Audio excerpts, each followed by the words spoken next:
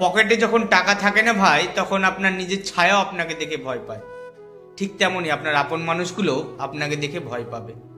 আজকের দিনের সম্পর্কগুলো মনের টানে নয় রে ভাই, চলে প্রয়োজনের টানে। আপনি যতদিন তাদের আবদার মেটাতে পারবেন ততদিন ভালো। যে আপনার পকেট শূন্য হবে, আপনি সবচেয়ে খারাপ মানুষে পরিণত হবেন। একটা বিষয় খেয়াল করে দেখবেন, সুসময়ে যারা আপনার দিনে 10 বার খোঁজ নিত, দুঃসময় তারা আপনাকে দেখেও না দেখার ভান করে চলে যায়। এটাই বর্তমান স্বার্থপর সমাজের আসল চেহারা।